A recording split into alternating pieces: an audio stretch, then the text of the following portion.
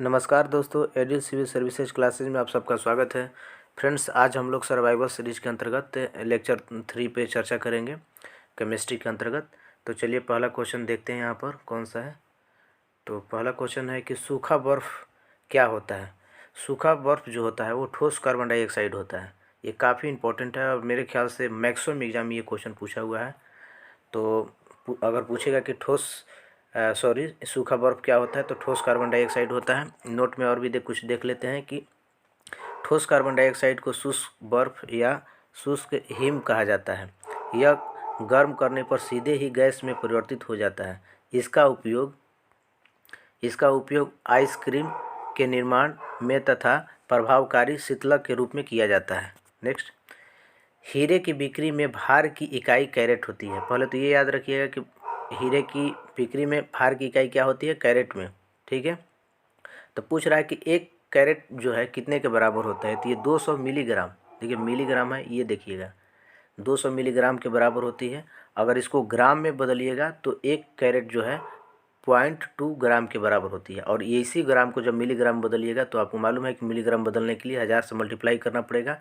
तो 0.2 ग्राम जो है कितना बराबर हो जाएगा, तो 200 मिलीग्राम के बराबर हो जाएगा। ठीक है, नेक्स्ट, कार्बन की मात्रा अधिकतम होती है। कार्बन की मात्रा किस में अधिकतम होती है, लोहे के संदर्भ में बोल रहा है कि लोहे के किस टाइप में कार्बन की अधिकतम मात्रा होती है, तो ढलवा लोहा में होती है। और यह भी याद रखिएगा कितना ये परसेंटेज होता है, तो लगभग 3.5 से 4.5% के अराउंड में ये होता है। ढलवा लोहा में कार्बन की सर्वाधिक मात्रा होती है। नेक्स्ट, किस प्रकार के कोयले में कार्बन की मात्रा सर्वाधिक होती है। कोयला का जैसा कि आपने सुना होगा ना, टाइप अलग अलग होता है, एंथ्रासाइट, बिटुमिनस। तो उसमें एंथ्रासाइट जो कोयला होता है उसमें कार्बन की सर्वाधिक मात्रा पाई जाती है और ये मात्रा जो है लगभग 85% से भी अधिक होती है। और यही कारण है कि एंथ्रासाइट जो कोयला है ये अच्छी क्वालिटी का कोयला माना जाता है। नेक्स्ट, 5th नंबर, किसे एक स्नेहक यानी कि लुब्रिकेंट के रूप में प्रयोग किया जाता है। तो ग्रेफाइट को जो है स्नेहक के रूप में यूज किया जाता है। और यह भी याद रखिएगा ग्रेफाइट कार्बन का एक शुद्ध क्रिस्टलीय अपरूप है, एलोट्रॉप है। नेक्स्ट, लेड पेंसिल में होता है। लेड पेंसिल में क्या होता है, तो ग्रेफाइट होता है। नेक्स्ट, कार्बन के अपरूप एलोट्रॉप्स हैं। तो कार्बन के विभिन्न अपरूप हैं, इनका नाम याद कर रख लीजिए कि हीरा, ग्रेफाइट, फुलरेंस और ग्राफीन। ग्राफीन के बारे में यह भी याद रखिएगा कि कार्बन का नैनो प्रतिरूप है। यह भी क्वेश्चन पूछा हुआ है कि ग्राफीन क्या है, तो कार्बन का नैनो प्रतिरूप है। और ये याद रखिएगा ये 2 आयामी होता है। ठीक है, 2D में ये होता है ग्राफीन। नेक्स्ट, कौन सा तत्व सर्वाधिक यौगिक का निर्माण करता है। तो कार्बन जो है सर्वाधिक यौगिक का निर्माण करता है, ये याद रखिएगा। नेक्स्ट, जंग लगने पर लोहे का भार।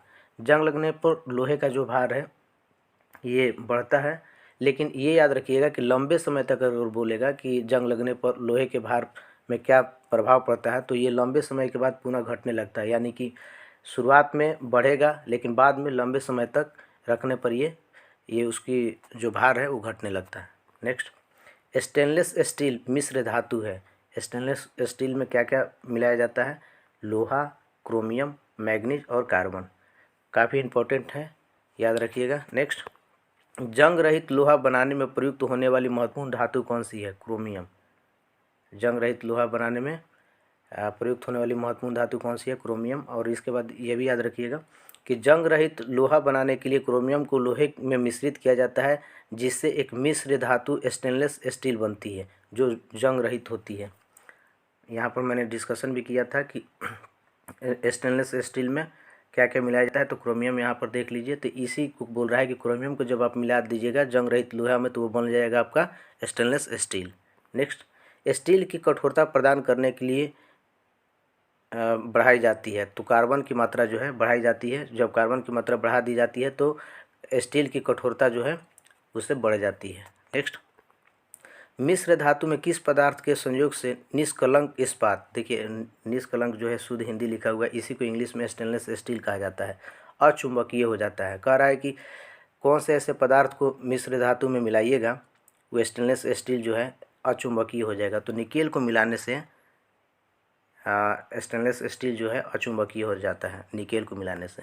नोट में देख लीजिए कि मिश्र धातु में निकेल के संयोग से निष्कलंक इस्पात यानी कि स्टेनलेस स्टील अचुंबकीय यानी कि नॉन मैग्नेटिक हो जाता है, जबकि अधिक कठोरता प्राप्त करने के लिए इसमें कार्बन की मात्रा मिलाई जाती है। ऊपर हम लोगों ने देखा था कि अत्यधिक अगर कार्बन मिलाइएगा तो इसमें यह अत्यधिक कठोर हो जाता है। नेक्स्ट, किसकी उपस्थिति के कारण पीतल का रंग जो है हवा में फीका पड़ जाता है? तो हाइड्रोजन सल्फाइड के कारण से जो है पीतल का रंग जो है हवा में फीका पड़ जाता है। और यह भी याद रखिएगा, ताम्र संदूषण से बचने के लिए पीतल के बर्तनों पर सामान्यतः रांगे की यानी कि टीन की, रांगा को ही टीन बोला जाता है, परत चढ़ाई जाती है ताम्र संदूषण से बचाने के लिए पीतल के बर्तन को। नेक्स्ट, पीतल में कौन सी धातुओं का संयोग होता है? यानी पूछ रहा है कि पीतल जो है किन किन धातुओं से मिलकर बनता है? ये तांबा और जस्ता से मिलकर बनता है। ठीक है। नेक्स्ट, कांसा मिश्रित एलॉय धातु है, किससे मिलकर कांसा बनता है? तो ये तांबा और टीन से मिलकर बनता है, तांबा और टीन से। नेक्स्ट, अमलगम होता है, अमलगम जो होता है ये पारा जो है, पारा अगर किसी धातु से मिलकर मिश्र धातु बनाता है उसी को अमलगम कहलाता है। और एग्जाम्पल देख लीजिए, जैसे कि पारा जो है जस्ता के साथ अगर मिलेगा तो इसी को अमलगम कहा जाता है। अमलगम जो है पारा और अन्य तत्वों से मिलकर बनता है, परंतु लोहा पारे के साथ नहीं मिलता है, अतः लोहे का अमलगम नहीं बनता है। तो लोहा जो है अमलगम का निर्माण नहीं करता है, ये याद रखिएगा। नेक्स्ट, जर्मन सिल्वर में चांदी का प्रतिशत होता है। तो देखिए, नाम में जरूर सिल्वर लगा हुआ है लेकिन इसमें चांदी का कोई परसेंटेज नहीं पाया जाता है, 0% जो है इसमें चांदी होती है, यानी कि चांदी होती ही नहीं है। नोट में देख लीजिए कि जर्मन सिल्वर या निकेल सिल्वर तांबा, जस्ता और निकेल की मिश्र धातु है। 3 चीज़ से मिलकर बनता है जर्मन सिल्वर, किसे?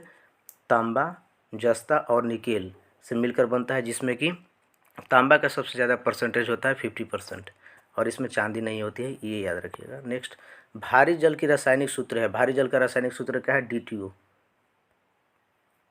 नोट में देख लीजिए कि भारी जल हाइड्रोजन के समस्थानिक ड्यूटेरियम, जैसे कि हाइड्रोजन के 3 समस्थानिक होते हैं उसी में ड्यूटेरियम भी एक शामिल है।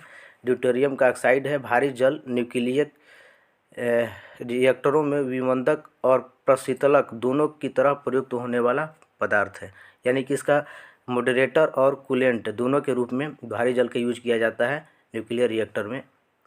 नेक्स्ट, हाइड्रोजन को जलाने से क्या बनेगा? तो हाइड्रोजन को जलाया जाएगा तो इससे पानी बनता है। नोट में देख लीजिए कि हाइड्रोजन बिना हवा की उपस्थिति में नहीं जल सकता है। यदि हवा की उपस्थिति में हाइड्रोजन को जलाया जाए तो वह ऑक्सीजन से प्रतिक्रिया करके क्या करेगा? जल का निर्माण करेगा।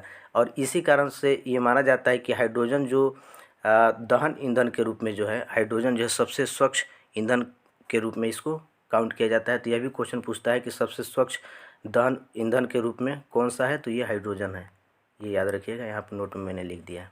तो फ्रेंड्स, से आज के डिस्कशन में इतना ही। मिलेंगे हम लोग अपने नए लेक्चर में, तब तक के लिए धन्यवाद।